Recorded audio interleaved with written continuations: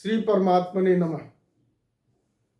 श्रीमद् भगवद गीता का छठा अध्याय जिसमें हम 20 तक का वाचन कर चुके हैं। यहाँ 21वें से श्लोक से हम प्रारंभ करते हैं, जिसमें अभी भगवान श्री कृष्ण अर्जुन को बताते हैं,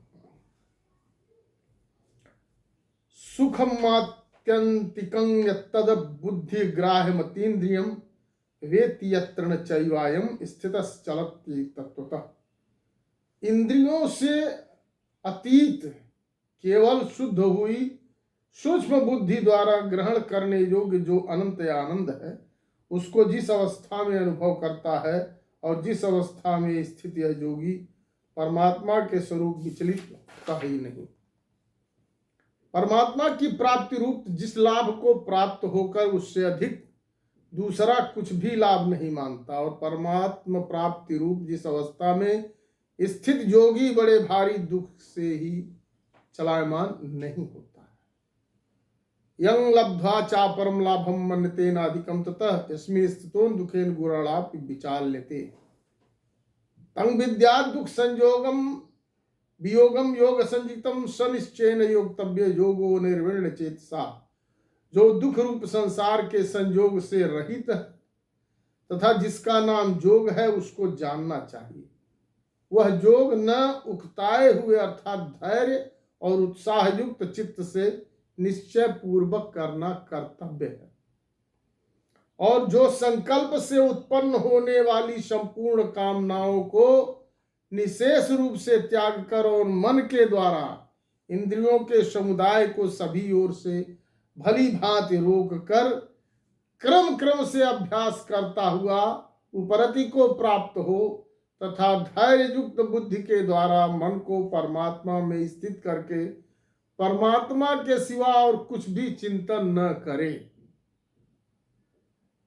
संकल्पम प्रभवान कामांस त्यागता सर्वनशेषतः मनसैवेन्द्रिय ग्रामम विनियम्यम समन्ततः शनैः शनैः रूपरुमयेद बुद्ध्यत्य धृतिगर्हित्या आत्मसंसमनः कृत्वा न किंचिदपि चिन्तयेत्।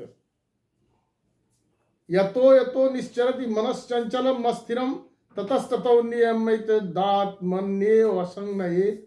यह स्थिर न रहने वाला है, और चंचल मन जिस शब्दार्थ विषय के निमित्त से संसार में विचरता है, उस विषय से रोक कर यानी हटाकर इसे बार बार परमात्मा में ही निरुद्ध करे। क्योंकि जिसका मन भली प्रकार शांत है, जो पाप से रहित है, जिसका रजोगुण शांत हो गया है, ऐसे इस सच्चिदानंद घन ब्रह्म के साथ एक ही भाव हुए योगी को उत्तम आनंद प्राप्त होता है। प्रशांत मनसम हेन योगिनम सुखम उत्तमम उपैति शांत ब्रह्मभूत मकलमसम। वह पाप रहित योगी इस प्रकार निरंतर आत्मा को परमात्मा में लगाता हुआ सुख पूर्वक परब्रह्म परमात्मा की प्राप्ति रूप अनंत आनंद का अनुभव करता है। युज्युने सदात्मम योगी विगत कलमस सुखेन ब्रह्म संस्परमत्यंतम सुखम मश्नुते। सर्वभूतस्थमात्मानं सर्वभूतानि चात्मनि इच्छते योग युक्तात्मा सर्वत्र समदर्शन। जो सर्वव्यापी अनंत चेतन में एक ही भाव से स्थित रूप योग से युक्त आत्मा वाला तथा सब में समभाव से देखने वाला योगी आत्मा को संपूर्ण भूतों में स्थित और संपूर्ण भूतों को आत्मा में कल्पित देखता है। यो मां पश्यति सर्वत्र सर्वं च मयि पश्यति तस्याहं न प्रणश्यामि सचमेन प्रणश्यति।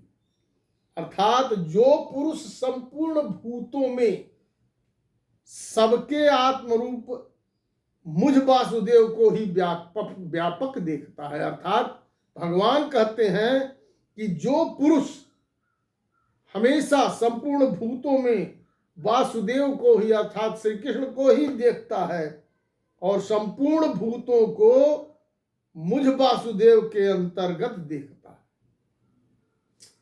समस्त भूतों को वासुदेव के अंतर्गत देखता है और संपूर्ण भूतों में वासुदेव को देखता है, उसके लिए मैं अदृश्य नहीं होता। अर्थात सब जगह भगवान व्याप्त है, ऐसा जिसको दिखाई देता है उसके लिए भगवान हमेशा दृश्यगत रहते हैं, कभी उससे अदृश्य नहीं होते हैं। अर्थात भगवान को हमेशा हर जगह कण कण में विराजमान है, ऐसी स्वयं भगवान श्री कृष्ण बता रहे हैं। बोलिए अब सर्वभूत स्त्रंग योमांग भजते कत्वमा स्थित सर्वथा वर्तमानोपि सयोगी मई वर्तते। जो पुरुष एक ही भाव में स्थित होकर के संपूर्ण भूतों में आत्म रूप से स्थित मुझ सच्चिदानंद भगवान वसुदेव को भजता है, वह योगी सब प्रकार से बरतता हुआ भी मुझ में ही बरतता है, ऐसा भगवान श्री कृष्ण अर्जुन को समझा रहे हैं। आत्मो मेन सर्वत्र समपश्यति यो अर्जुन सुखम वा यदि वा दुखम स योगी परमो मतः। और कहते हैं, हे अर्जुन, जो योगी अपनी भांति संपूर्ण भूतों में सम देखता है, अपनी ही तरह से अपनी भांति संपूर्ण भूतों में बराबर देखता है, वह सुख अथवा दुख को भी सब में सम देखता है, वह योगी परम श्रेष्ठ माना गया।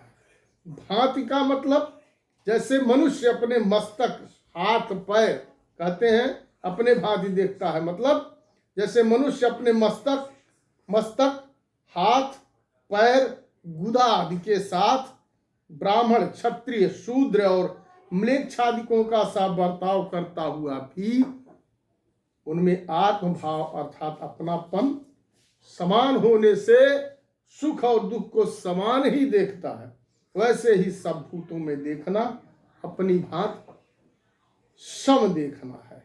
बोलिए श्री राधा राधा